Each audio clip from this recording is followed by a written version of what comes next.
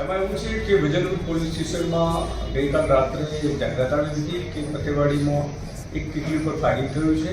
તે અનુસંધાને ત્યાં પોલીસ ગયેલી અને જે વ્યક્તિને ગોળી વાગી છે એને હોસ્પિટલાઇઝ કરવામાં આવેલો.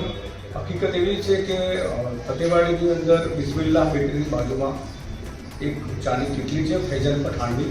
ત્યાં બેસવા બાબતે જે આ કામના આરોપી છે અરબાજ અયુબભાઈ શેખ કરીને એની સાથે બોલાચાલી થયેલી હતી. એટલે ગઈકાલ રાત્રે સવારની વાગ્યાની આસપાસ આરોપી અને એના બે મિત્રો એ ત્યાં આવેલા અને ચાની ટીકલી પર જેને કીધું ફૈઝાદ ક્યાં ગયો એને મારી નાખવું છે એમ કરીને બોલાચાલી થયેલી ને એમાં જે એનો કારીગર છે અમલસર મનસૂર અહેમદ પઠાણ એની સાથે મગજમારી થતાં એને ઉપર ફાયરિંગ કરવામાં આવેલું છે.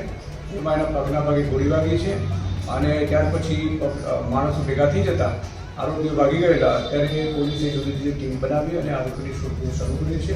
એક આરોપી છે એ નામજોગ છે, એમના અરબાજ અયુબભાઈ શેખ કરીને છે. બધા આરોપીઓ ફતેવાડીમાં રહે છે. ટૂંક સમયમાં પોલીસ પકડી લેશે. તકરાર શું હતી અરબાજ અને ફૈઝાન વચ્ચે?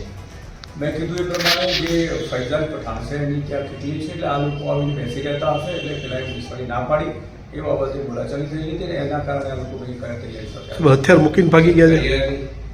નહીં એ હથિયાર લઈને જતા રહેલા છે. ફૈઝાનનો આક્ષેપ છે કે ત્યાં ગાંજો વેચે છે અરબાજ અને તેનો વિરોધ કરતા આ બનાવ બને છે. હકીકત શું છે? એ તો આ બનાવ બને એટલે એણે એવી વાત કરી છે. વાસ્તવમાં અત્યાર સુધીમાં પોલીસ સમક્ષ આવી કોઈ રજૂઆત થઈ નથી. તેમ છતાં પોલીસ તપાસ ચાલુ છે. જો એ ગેરકાયદેસર પ્રવૃત્તિ ધ્યાને આવશે તો તે પ્રમાણે કાર્યવાહી કરવામાં.